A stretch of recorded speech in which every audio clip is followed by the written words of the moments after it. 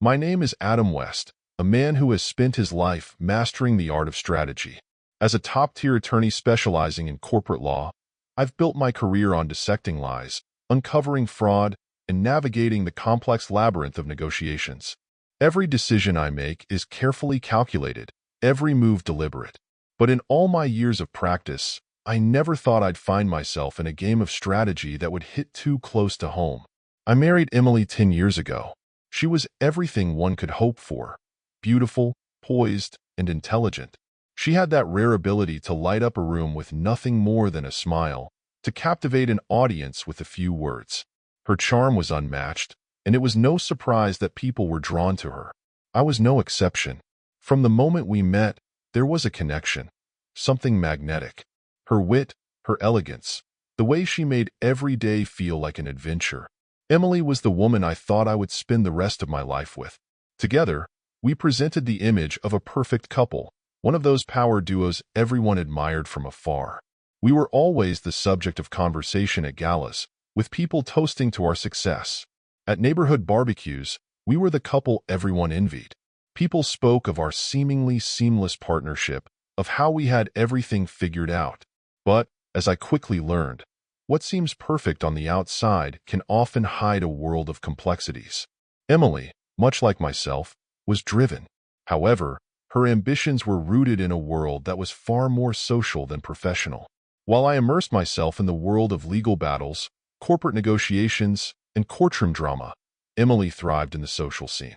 She hosted high-profile events, networked with influential figures, and built a reputation as the life of the party. Emily was magnetic. She was the star of every social gathering, the person everyone wanted to be around, and I never resented her for it.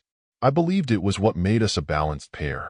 I was the steady presence, the rock she could rely on, and she brought the excitement I sometimes lacked, or at least, that's what I told myself. As time passed, I became increasingly aware of the cracks in the facade. They were small at first, little things that I brushed aside. Emily's phone was always within arm's reach, never out of her sight. She would glance at it nervously when I entered the room, quickly locking it or turning it over, like it was an extension of herself.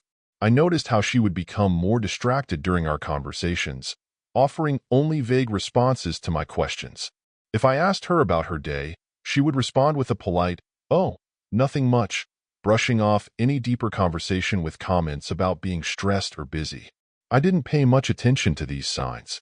I convinced myself that it was just the pressures of our lives catching up with her.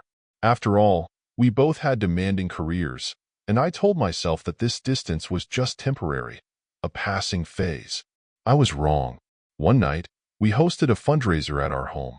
It was one of those events that was both glamorous and exhausting. Emily did what she did best. She dazzled. She captivated the room, charming everyone with her grace and charisma. I stood back, admiring her from the sidelines as she worked the crowd. But in the midst of it all, my gaze was drawn to one person, Daniel, a local businessman I had met a few times. Emily and Daniel shared a moment, one of those small but telling interactions. She laughed a little too long at a joke he told, her eyes twinkling with something more than simple amusement. It wasn't anything overtly inappropriate, but there was an undeniable chemistry between them, a spark. Still, I brushed it off. I wasn't the jealous type, and I certainly wasn't one to let paranoia control me. But when the night ended and we were alone, cleaning up, I casually brought up Daniel's name. Emily's response was cool, distant. "Oh, he's just a friend. He's helping me with the gala sponsorships for next month." The words sounded rehearsed, too practiced, but I dismissed it. There was no reason to make something out of nothing, right? But doubt began to creep in. Over the following weeks, I began to notice more and more things that didn't add up. Emily's spending habits had become erratic. There were charges for expensive dinners, hotels, and shopping trips, none of which she had mentioned. She would disappear for hours on end, claiming she was meeting friends or running errands. The lawyer in me couldn't ignore the pattern. I started to wonder, was I just being paranoid, or was there something more? I tried to reach out, to reconnect. I planned a surprise weekend getaway for just the two of us. I thought it might help us rediscover what we had. But when I suggested it, Emily smiled politely and declined. I can't, Adam. The gala is coming up, and I have so much work to do. She didn't seem excited or eager about the idea at all. The lack of enthusiasm hurt. It was a sharp reminder that something was wrong, something I couldn't ignore any longer. That was when I realized this wasn't just a rough patch. Our marriage was falling apart, and the cracks were no longer small. They were vast, deep chasms I couldn't pretend didn't exist. I knew something was off, but I didn't yet know the full extent of it. The final turning point came one evening when Emily left her phone unattended on the nightstand while she took a shower. The phone was locked, as usual, but an email notification appeared on the screen. The sender's name caught my eye, Daniel. It was strange, considering how much Emily had claimed he was just a friend. I could only see a small snippet of the message, but the words sent a chill through me. Can't stop thinking about last night. That was the moment everything shifted. My heart raced, my mind flooded with anger, confusion, and disbelief. But above all, there was a cold clarity. I knew then that Emily, my wife, the woman I had trusted above all else, was cheating on me. I didn't need to read the full message. The evidence was undeniable. But instead of confronting her right away, I decided to play it cool. I've spent my entire career outthinking my opponents, anticipating their next moves, and always staying 3 steps ahead. This would be no different. If Emily thought she could outmaneuver me, she was sorely mistaken. I didn't sleep that night. Instead, I devised a plan. A strategy that would not only expose her infidelity, but make sure she felt the full consequences of her actions. Emily might have thought she could get away with it, but she would soon learn that I always play to win. The following morning, I woke with a sense of calm determination. I knew that confronting Emily immediately would give her the chance to manipulate the situation, to try and talk her way out of it. No, I needed hard evidence, unassailable proof that would leave her with nowhere to hide. Only then would I begin to dismantle the carefully crafted life she had built on lies. I made my first move while Emily was out. She had gone to one of her supposed meetings, leaving me a few hours alone. I sat at my desk, poring over our financial records. Being a lawyer, I knew that following the money trail would lead me to the truth.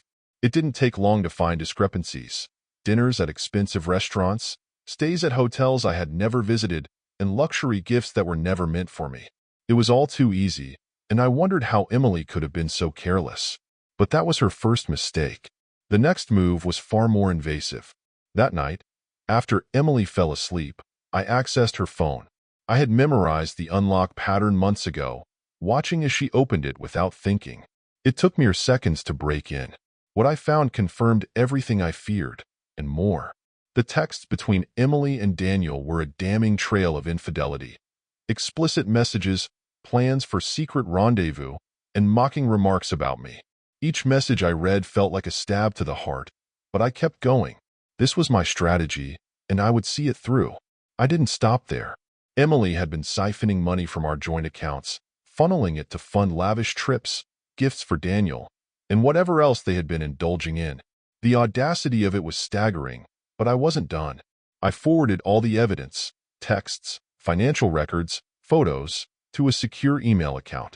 I couldn't afford to leave anything to chance. And as I dug deeper, I uncovered even more. Emily had been discussing a divorce with Daniel, plotting how to take me for everything I was worth. Her messages revealed her plans to strip me of my assets, to take what she could and run. She thought she could fool me in court, but she underestimated how well I knew the legal system. That was her second mistake. The next few days were a blur of preparation. I hired a private investigator, an old friend who owed me a favor. He was discreet and methodical, capturing every moment of Emily and Daniel together. Each photo, each video clip added to my arsenal. I stayed in the background, playing the role of the unsuspecting husband, never letting on that I knew everything. But every interaction with Emily was now a reminder of the betrayal beneath the surface. I kissed her goodbye in the mornings, listened as she talked about her busy days, and played the part of the loyal, oblivious husband. But deep down, I knew this game was far from over. As the days turned into weeks, I began to assemble my strategy. Divorce law in our state didn't favor punitive damages for infidelity, but there were ways to leverage the evidence I had collected. I planned to argue financial misconduct, prove she had misused marital assets, and ensure that she walked away with as little as possible. Beyond that, I had bigger plans, plans that extended beyond our marriage. Emily had made a career out of her social charm, building connections with influential people who adored her. I intended to dismantle that image, exposing her as the manipulative fraud she truly was. It wasn't just about revenge. It was about ensuring she couldn't walk away unscathed, financially or socially. One evening, as I reviewed the growing file of evidence on my laptop, Emily walked into my study. She smiled, oblivious to the storm brewing beneath my calm exterior. "Working late again?" she asked, leaning casually against the doorframe. "Just a big case," I replied, matching her tone with ease. "Lots of details to sort through." She nodded, her expression unreadable. If she suspected anything, she didn't show it. That was her third mistake, assuming my silence meant ignorance. As she left the room, I closed my laptop, locking the files behind layers of encryption. The final piece of my plan was almost in place. Emily thought she could outsmart me, that her charm and cunning would shield her from consequences. But she was about to learn that the law isn't just a tool. It's a weapon in the hands of someone who knows how to wield it. I wasn't just preparing for a divorce. I was preparing for war, and I intended to win, not just for myself, but for anyone who had ever been blindsided by betrayal. This wasn't just about me and Emily anymore. It was about setting a precedent, one that would echo far beyond the walls of our crumbling marriage. The key to any successful legal case is thorough preparation, and this was no different. As much as my emotions tempted me to act rashly, I reminded myself that precision and patience were my greatest allies. Every detail mattered. Every piece of evidence needed to be beyond reproach. This wasn't just about winning. It was about ensuring Emily had no room to maneuver. I started by examining our finances more closely. Emily had left a trail of breadcrumbs leading to the truth. There were wire transfers to Daniel's business account listed as consulting fees. There were extravagant purchases, jewelry, designer suits, that she had tried to hide under vague notations like household expenses. All of it painted a picture of financial misconduct that would be damning in court. But it wasn't just about the money. My private investigator, Derek, was making progress on the ground. He provided me with a portfolio of photos and videos that left no doubt about Vanessa's affair. Images of her and Peter embracing in public places, entering hotels together, and even meeting with lawyers to discuss their plans. The evidence was overwhelming. What struck me most wasn't just the betrayal. It was the arrogance. Vanessa had always been clever, but she wasn't careful. She had left a digital trail of emails, text messages, and social media interactions that could be traced back to her affair. I even found posts from her private Instagram account that hinted at their secret getaways, thinly veiled under captions about self-care and networking trips. She had underestimated me at every turn, and now her carelessness would cost her. With the evidence piling up, I began drafting the framework of my legal strategy. The first step was securing a forensic accountant. I wanted to ensure every financial misstep Vanessa had taken was exposed in court. Misusing marital funds for personal indulgence was not just unethical, it was illegal. The accountant's report, combined with the photographic evidence from Derek, would form the backbone of my case. The next step was to gather character witnesses. Vanessa had always been well-liked in our community, but I knew there were cracks in her facade. A few discreet conversations with neighbors and acquaintances revealed that her behavior hadn't gone unnoticed. There were whispers about her flirtations at parties, her frequent absences, and the growing divide between us. People were starting to talk, especially when they realized I wasn't the oblivious husband they thought I was. But I wasn't content with just dismantling Vanessa in court. I wanted to ensure that her betrayal had lasting consequences, not just for her, but for the legal system itself. For years, I had been aware of the loopholes in our state's divorce laws, provisions that allowed unfaithful spouses to walk away with half of the marital assets, regardless of their actions. It was a system that rewarded deceit, and I had no intention of letting Vanessa exploit it. I reached out to a few trusted colleagues in the legal community, lawyers, and legislators who shared my frustrations with the current system. We discussed the possibility of pushing for reforms that would hold adulterous spouses accountable, ensuring they couldn't profit from their infidelity. The idea was ambitious, but the timing was perfect. My case could serve as a catalyst for change. In the meantime, I maintained the illusion of normalcy at home. Vanessa was as oblivious as ever, absorbed in her double life. She had no idea that every interaction was a performance, that every kind word and casual smile was part of my strategy to keep her in the dark. One evening, as we sat across from each other at dinner, I couldn't help but marvel at the irony. Vanessa, with her polished charm and practiced lies, thought she was in control. She didn't realize that the ground beneath her was crumbling, that every move she made only tightened the noose. "How's the gala planning going?" I asked casually, swirling the wine in my glass. She smiled, her expression as effortless as ever. "It's a lot of work, but it'll be worth it. I've been meeting with sponsors all week." "Peter helping you with that?" I asked, keeping my tone neutral. Her fork paused midway to her mouth, just for a second, before she recovered. "Yes, he's been great. Really supportive." I nodded, hiding the satisfaction that surged within me. She was so confident in her lies, so sure of her ability to deceive me. It would make her fall all the more satisfying. As the evening wore on, I reflected on the journey ahead. The pieces were all falling into place, but I knew the hardest part was yet to come. Confronting Vanessa, exposing her betrayal, and navigating the legal battle would require every ounce of discipline and focus I possessed. But I was ready. Vanessa thought she had outsmarted me. She thought she could manipulate the law, twist the truth, and emerge unscathed. What she didn't realize was that I had already won. The evidence, the witnesses, the legal reforms. I had all the tools I needed to ensure her downfall. The game wasn't over yet, but the outcome was inevitable. And as I sipped my wine that night, watching Vanessa laugh and smile as if nothing was amiss, I felt no remorse. She had chosen this path. Now, she would face the consequences. When the moment came to confront Vanessa, I had no intention of allowing it to devolve into an emotional argument. This wasn't about shouting or accusations. It was about delivering a calculated blow that would leave her reeling.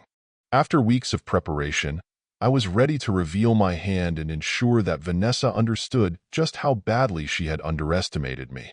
It was a quiet Saturday afternoon when I decided to set the stage. Vanessa was in the living room, scrolling through her phone with a look of detached contentment. I entered with a manila folder in hand, its contents meticulously organized and damning. I had rehearsed this moment in my head 100 times, ensuring I would remain composed. "Vanessa," I began, my tone calm but firm. "We need to talk." She glanced up, startled by the seriousness in my voice. "What's going on?" I sat across from her, placing the folder on the coffee table between us. "I've given you every opportunity to come clean, every chance to tell me the truth, but you didn't take them. So now I'll show you what I know." Her eyes darted to the folder, then back to me. For the first time, I saw a flicker of unease in her expression. "Ethan, what are you talking about?" I opened the folder, sliding the first set of documents toward Vanessa. They were printouts of her text messages with Peter, each one highlighting her betrayal in excruciating detail. She skimmed the pages, her face draining of color. "Where did you get these?" she demanded, her voice shaking. "That's irrelevant," I replied, keeping my tone steady. "What matters is that I know everything. The affair, the financial misconduct, the plans to divorce me and take half of everything I've worked for. It's all here." Vanessa tried to regain her composure, her tone shifting to one of feigned indignation. "You had no right to go through my private messages. And you had no right to betray me," I shot back, my voice sharp for the first time. "But here we are." She stood abruptly, crossing her arms. "This doesn't change anything. If you think you can intimidate me, you're wrong. The courts will still side with me." I allowed myself a small smile, the kind that I often reserved for courtroom victories. "That's where you're wrong. You see, Vanessa, I didn't just uncover your affair. I uncovered everything, every misstep, every misuse of our marital assets. You've left a trail that would make any forensic accountant salivate." I slid another set of documents toward her, bank statements, receipts, and evidence of her siphoning money to Peter. She stared at them, her confidence crumbling. And it gets worse, I continued. I've spoken to some of our mutual acquaintances. Your reputation isn't as spotless as you think. People have noticed your behavior, your absences, your flirtations. The image you've cultivated is already starting to crack. Vanessa sank back onto the couch, her bravado giving way to desperation. Ethan, please. We can fix this. We can work through it. I shook my head, the weight of her words landing hollow against the evidence of her actions. No, Vanessa. You made your choice when you decided to betray me, and now you'll face the consequences. I pulled out the final document, a draft of the divorce papers. You'll find that I've left nothing to chance. You won't be walking away with half of our assets. You won't be getting the lavish lifestyle you've been planning for. I've ensured that the financial misconduct you committed will be factored into the settlement. And as for Peter, I let the words hang in the air, watching her squirm. Well, let's just say his involvement won't be without repercussions either. Vanessa stared at the papers, her hands trembling. You can't do this. The law. I interrupted, leaning forward. The law is my domain. You thought you could manipulate it, but you forgot who you were dealing with. I've spent my entire career mastering the system, and I assure you there's no loophole you can exploit that I haven't already closed. Tears welled in her eyes, but I felt no pity. This wasn't just about justice. It was about ensuring she understood the depth of her betrayal and the futility of trying to escape accountability. As I stood to leave, I delivered my final words. You've spent years crafting an illusion, Vanessa, but illusions shatter under the weight of truth. Consider this your reckoning. I left her sitting there, clutching the damning evidence, her perfect world crumbling around her. It wasn't the end of the battle, but it was the beginning of the end. Vanessa had made her choices, and now she would live with the consequences. For the first time in weeks, I felt a sense of clarity. The wheels were in motion, and there was no turning back. The weeks following the confrontation were a masterclass in controlled chaos, all choreographed by me. Vanessa, who once exuded confidence and charm, now appeared as a shadow of her former self. Her attempts to salvage the situation were clumsy and desperate, and each misstep only strengthened my position. The divorce proceedings were the centerpiece of this unraveling. When Vanessa received the official filing, she responded with bluster, accusing me of overreach and claiming she would fight for her share of our assets. But she had underestimated the weight of the evidence I had compiled. My attorney, an old friend named Julia who had been through countless high-stakes cases with me, was relentless. The evidence of Vanessa's financial misconduct alone was enough to tilt the scales heavily in my favor. The photos, text messages, and private investigators' reports were icing on the cake, painting a picture of deceit and betrayal that no court could ignore. Vanessa's attorney tried to argue that infidelity shouldn't factor into the division of assets, citing the state's no-fault divorce law. But Julia and I had anticipated this. We framed Vanessa's actions as a breach of fiduciary duty, a legal concept that requires spouses to act in each other's best financial interests. By funneling marital funds to Peter and using our joint resources to sustain her affair, Vanessa had violated that duty. It was a novel argument, but one grounded in precedent, and the judge was inclined to agree. As the legal battle raged on, the fallout extended beyond the courtroom. Vanessa's social life, once the foundation of her identity, crumbled. Word of her affair and the divorce leaked to our social circles, and her once loyal friends began to distance themselves. The photos of her with Peter, which had mysteriously found their way to a popular local blog, didn't help. Public perception turned against her, and the carefully curated image she had cultivated for years was in tatters. Peter, too, wasn't spared. The private investigator had uncovered details about his business dealings, shady contracts, and questionable accounting practices that I quietly passed on to a contact at the state attorney general's office. Within weeks, Peter's business was under investigation, and his reputation was in freefall. Vanessa had bet everything on him, and now he was as ruined as she was. Despite her bravado during our confrontation, Vanessa eventually sought mediation. Her lawyer approached Julia with a proposal for an out-of-court settlement, clearly hoping to avoid further humiliation. But I wasn't feeling generous. Every concession Vanessa requested was met with a counteroffer designed to ensure she walked away with as little as legally possible. By the time the divorce was finalized, Vanessa was left with a fraction of what she had hoped for. She retained a modest settlement, enough to cover basic living expenses, but nowhere near the lifestyle she had grown accustomed to. The marital home went to me, as did the majority of our savings and investments. The judge had sided with me on nearly every point, citing the overwhelming evidence of her misconduct. But the financial blow was only part of her punishment. Vanessa's social standing, her sense of self-worth, and her carefully constructed identity were gone. The friends who once adored her now whispered about her behind closed doors. The charities she had championed quietly removed her from their boards. She had gambled everything and lost, and there was no one left to pick up the pieces. For me, the victory was bittersweet. I had achieved what I set out to do. Vanessa was held accountable, and I had emerged from the ordeal with my reputation and assets intact. But there was no denying the emotional toll. The woman I had loved, trusted, and shared my life with had betrayed me in ways I never thought possible. Revenge, while satisfying, couldn't erase that pain. Still, I wasn't done. The divorce was a personal battle, but the larger war was just beginning. Vanessa's actions had exposed the flaws in our state's legal system, particularly the ways it enabled and even rewarded infidelity.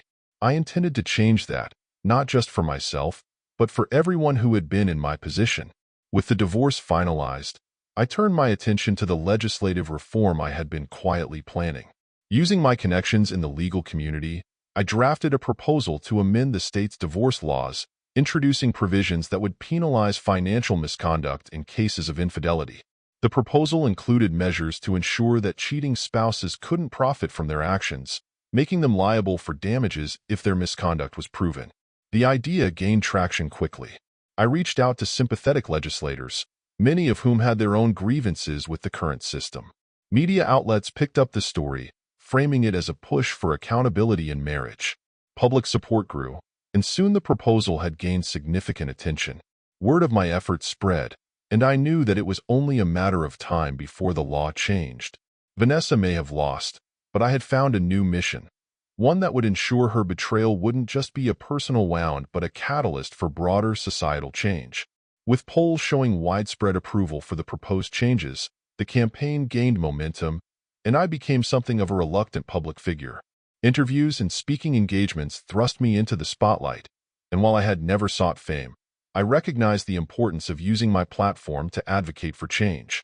The story of my divorce became a cautionary tale, a rallying cry for those who had been wronged. For Vanessa, the fallout was inescapable. She had once been the star of her social circles, the woman everyone admired. Now she was a pariah, her name synonymous with betrayal. She had thought she could outsmart me, that her charm and cunning would shield her from consequences. But she had been wrong, spectacularly, irrevocably wrong. As I stood on the steps of the state capitol delivering a speech in support of the proposed reforms, I reflected on how far I had come. My marriage was over, my trust shattered, but I had turned my pain into purpose. Vanessa had tried to destroy me, but in the end, it was her own life that lay in ruins. And as the crowd cheered, I knew that this was more than just revenge, it was justice. The steps of the state capitol echoed with significance as I stood before a podium, a crowd of reporters and supporters watching intently. Behind me were a group of legislators, legal advocates, and community leaders who had championed the proposed reforms I'd spearheaded. In front of me were the people who had suffered, like I had, from a system that often overlooked betrayal and financial misconduct in marriage. The legislative process had been grueling. Drafting the bill was just the first step. Getting it on the floor required relentless lobbying, countless meetings with lawmakers, and the careful cultivation of public opinion. My experience as a lawyer gave me an edge. Arguing a case to a jury wasn't so different from persuading legislators to support a bill. The evidence, the logic, the emotional appeal. It all had to align perfectly. The proposed changes were straightforward but transformative. The legislation, unofficially dubbed the Marital Accountability Act, introduced 3 key reforms. First, penalizing financial misconduct in marriages. Spouses who misused marital funds to support an extramarital affair could be held financially liable. This provision closed a loophole that had allowed cheaters to drain joint accounts without consequence. Second, adjusting asset division in infidelity cases. While the state retained its no-fault divorce framework, the bill allowed courts to consider infidelity as a factor when dividing marital assets, especially when it was tied to financial misconduct. Third, introducing adulterer liability. The bill included a provision allowing wronged spouses to sue the third party involved in the affair for alienation of affection or intentional interference with marital relations. This controversial measure sparked heated debate but resonated with the public, who viewed it as a way to hold all parties accountable. Public support for the bill was overwhelming. My story had struck a nerve, resonating with people across social and economic lines. The media latched onto the narrative, turning me into a symbol of justice for the betrayed. The attention was both a blessing and a burden. I had always been comfortable working behind the scenes, but now I was the face of a movement. Vanessa's fall from grace was a recurring subplot in the media coverage. Every outlet seemed to relish the irony of a socialite who had once epitomized success now reduced to obscurity. Peter, her co-conspirator, had fared no better. The investigation into his business dealings had led to criminal charges, and his assets were frozen pending trial. Vanessa had tied herself to a sinking ship, and now she was paying the price. Despite the personal satisfaction I felt, I was careful to keep my focus on the broader issue. The bill wasn't about my revenge. It was about ensuring that others wouldn't have to endure what I had without recourse. I framed the legislation as a matter of fairness, justice, and accountability, and I was gratified to see how many people embraced the message. On the day of the vote, the state legislature was packed with spectators. The debate was intense, with opponents arguing that the reforms were overly punitive and could weaponize divorce proceedings. But supporters, including some lawmakers who had experienced infidelity themselves, countered that the changes were long overdue. When the final vote was tallied, the bill passed with a decisive majority. The chamber erupted in applause, and I allowed myself a rare moment of pride. The Marital Accountability Act was on its way to becoming law, and I had played a pivotal role in making it happen. The victory was bittersweet. While I was grateful for the outcome, I couldn't ignore the personal cost of the journey. My marriage was gone, and the woman I had once loved was now a cautionary tale. The life I had envisioned for myself had been irreparably altered, but in its place, I had found a new purpose, one that extended beyond my own pain. In the months that followed, I continued to advocate for similar reforms in other states. The Marital Accountability Act inspired a wave of legislation across the country, sparking a national conversation about fidelity, justice, and the financial implications of betrayal. My work took me to cities I had never visited, speaking to audiences I had never imagined. Each step of the journey reminded me that out of the ashes of my marriage, I had built something meaningful. As for Vanessa, our paths rarely crossed. She moved to another state, retreating from the public eye and attempting to rebuild her life. Occasionally, I would hear snippets about her struggles, financial woes, and failed attempts to regain her social standing. I felt no satisfaction in her misery, only a quiet sense of closure. She had made her choices, and she was living with the consequences. One evening, as I sat in my study reviewing notes for another speech, I reflected on how far I had come. The betrayal that had once consumed me now felt distant, like a scar that had healed over time. The anger and pain were gone, replaced by a sense of resolve. I had turned my suffering into action, and in doing so, I had changed not only my life but the lives of countless others. Revenge had been the catalyst, but justice had been the outcome. And as I closed my laptop and stared out at the city lights, I felt something I hadn't felt in a long time: peace.